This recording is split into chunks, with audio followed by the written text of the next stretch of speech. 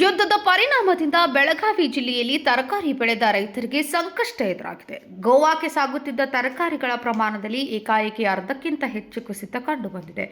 Gas cylinder ಕೊರತೆಯಿಂದ ಗೋವಾ ಭಾಗದ ಹೋಟೆಲ್ಗಳಲ್ಲಿ ಆಹಾರ ಪದಾರ್ಥಗಳ ತಯಾರಿ ಕಡಿಮೆಯಾಗಿರುವ ಹಿನ್ನೆಲೆ ವ್ಯಾಪಾರಸ್ಥರು ತರಕಾರಿಗಳ ಆರ್ಡರ್ಗಳನ್ನು ರದ್ದುಪಡಿಸುತ್ತಿದ್ದಾರೆ ಎಂದು ತಿಳಿದು ಬಂದಿದೆ. ಇದರಿಂದ ಬೆಳಗಾವಿಯ ಎಪಿಎಂಸಿ ಮಾರುಕಟ್ಟೆಯಿಂದ ಸಾಗುತ್ತಿದ್ದ ಅಪಾರ ಪ್ರಮಾಣದ ತರಕಾರಿಗಳು ಮಾರುಕಟ್ಟೆಯಲ್ಲಿಯೇ ಉಳಿದು ಕೊಳೆಯುವ ಪರಿಸ್ಥಿತಿ ನಿರ್ಮಾಣವಾಗಿದೆ. ಗೋವಾ ಸೇರಿದಂತೆ ಮಂಗಳೂರು ಮತ್ತು ಉಡುಪಿಗೆ ಸಾಗುತ್ತಿದ್ದ ತರಕಾರಿಗಳ ಬೇಡಿಕೆ ಕಡಿಮೆಯಾಗಿರುವುದರಿಂದ ರೈತರು ಮತ್ತು ವ್ಯಾಪಾರಸ್ಥರಿಗೆ ನಷ್ಟ ಉಂಟಾಗಿದೆ ಎಂದು ವ್ಯಾಪಾರಸ್ಥರು ತಿಳಿಸಿದ್ದಾರೆ.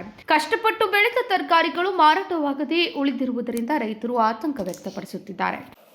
ಈಗ ಕಳೆದ ಕೆಲವೊಂದು ದಿವಸಗಳಿಂದ ನಾವು ನೋಡ್ತಾ ಇದ್ದೀವಿ ಮೀಡಿಯಾದಲ್ಲಿ ಯುದ್ಧದ ಪರಿಣಾಮ ಪೂರಾ ಭಾರತ ದೇಶದಿಂದ ಆಗಿರೋದು.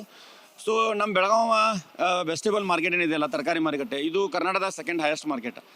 ಆದ್ದರಿಂದ ಇಲ್ಲಿದೆ ನಮ್ಮದು ಸುತ್ತುವರೆದಂಥ ನಮ್ಮ ರಾಜ್ಯ, ಗೋವಾ ರಾಜ್ಯ ಇರ್ಬೋದು, ಹೈದರಾಬಾದ್ ಇರ್ಬೋದು, ಮಹಾರಾಷ್ಟ್ರ ಇರ್ಬೋದು, ಮತ್ತು ಇದು ಕೋಸ್ಟಲ್ ಇದೆಲ್ಲ ಕಡೆ ನಮ್ಮ ಬೆಳಗಾವಿಯಿಂದ ಸಪ್ಲೈ ಇರ್ತದೆ. ಸೊ ಗ್ಯಾಸ್ ಸಿಲಿಂಡರ್ ಅನ್ನೋದು ಒಂದು ದೊಡ್ಡ ಪ್ರಶ್ನೆ ಆಗಿಬಿಟ್ಟೈತಿ. ಹೋಟೆಲ್ಗೆ ಗ್ಯಾಸ್ ಶಾರ್ಟೇಜ್ ಇರೋದ್ರಿಂದ ಅವರೂ ಸಫರ್ ಆಗತ್ತಾರ, ಮತ್ತು ಸಾಮಾನ್ಯ ನಾಗರಿಕ ಅಂತ ನಮಗೂ ಸುಧಾ ಗ್ಯಾಸಿಂದ ಬುಡದನ್ನು ಬೀಳಾಕತೈತಿ. ಸೊ 3 ತಿಂಗಳಿಂದ 6 ತಿಂಗಳು ಕಷ್ಟಪಟ್ಟು ಹೆಂಡತಿ ಮಕ್ಕಳನ್ನ ಕರ್ಕೊಂಡೋಗಿ ರೈತರು ಬೆಳೆದಂಥ ಬೆಳೆಗೆ ಇವತ್ತು ಅದು 0 ಬೆಲೆ ಬಂದುಬಿಟ್ಟೈತಿ. ಆಮೇಲೆ 100% ಸಪ್ಲೈ ಆಗ್ತಿತ್ತು, ಅದೀಗ 40% ಕೆಳಗಿಳಿದೈತಿ. ಆಮೇಲೆ ಈ ಬಂದಂಥ ಬಾಜಿಗಳು ನಾವು ಇದನ್ನು ಎಲ್ಲಿ ಇದನ್ನು ಮಾಡ್ಬೇಕು ಅನ್ನೋದು ನಮಗೆ ಅದನ್ನು ವಿಲೇವರಿ ಮಾಡ್ಬೇಕು ಅನ್ನೋದು ತೋರಿಸ್ತಾ ಇಲ್ಲ. ಅದಕ್ಕೆ ಸರ್ಕಾರ ಆದಷ್ಟು ಬೇಗ ಇದ್ರ ಮೇಲೆ ಒಂದು ಕ್ರಮ ತೊಗೊಂಡ ಒಂದು ಸ್ಟ್ರೀಮ್ ಲೈನ್ ಬರುವಂಥ ವ್ಯವಸ್ಥೆ ಮಾಡಿದ್ರೆ ರೈತರು ಉಳಿತಾರೆ, ನಾವು ಉಳಿತೀವಿ.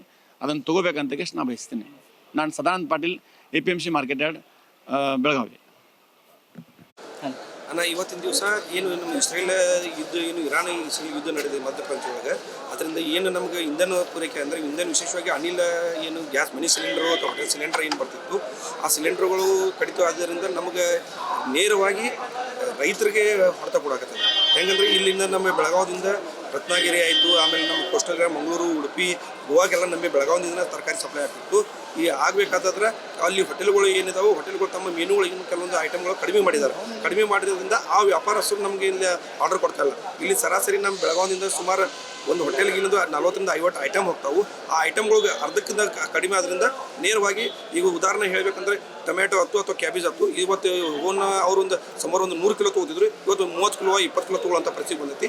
ಈ ಬಂದ ತಕ್ಷಣ ಇಲ್ಲಿ ಏನು ಪಾಪ ಒಂದು 3 ತಿಂಗಳು 4 ತಿಂಗಳು 5 ತಿಂಗಳು ಕಷ್ಟಪಟ್ಟು ನಮ್ಮ ರೈತರಿಗೆ ಬೆಳೆ ಬೆಳೆದಿದ್ದ ಅದಕ್ಕೆ ಬೆಳೆ ಸಿಗದಂಥ ಪರಿಸ್ಥಿತಿ ಬಂದೈತಿ. ಅದಕ್ಕಾಗಿ ಆದಷ್ಟು ಬೇಗ ನಾವು ಎಲ್ಲ ನಮ್ಮ ಕೇಂದ್ರ ಸರ್ಕಾರ ಆಗಲಿ, ರಾಜ್ಯ ಸರ್ಕಾರ ಆಗಲಿ, ಅವರ ಮನವಿ ಮಾಡ್ಕೋತೀವಿ. ಈ ಕೂಡಲೇ ಇದ್ರ ಬಗ್ಗೆ ಒಂದು ಗಮನ ಹರಿಸಿ ಇದನ್ನೆಲ್ಲ ಬಗೆಹರಿಸಬೇಕಂತ ಸಾಲ್ವ್ ಮಾಡ್ಬೇಕಂತ ನಮ್ಮ ವಿಷಯ. ಸತೀಶ್ ಪಾಟೀಲ್ ರೀ, ಬೆಳಗಾವಿ ಜಿಲ್ಲಾ ಸಂಘಟಕ ವ್ಯಾಪಾರ ನಿರ್ದೇಶಕ. Vinod Kulkar, KMM news, Belagavi.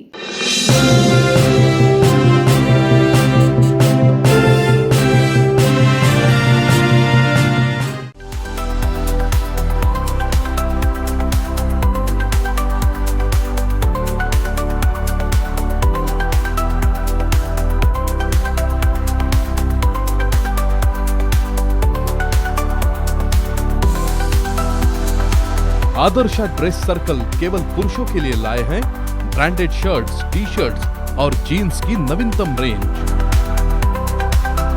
आदर्श ड्रेस सर्कल, खड़े बाजार, बेलगावी।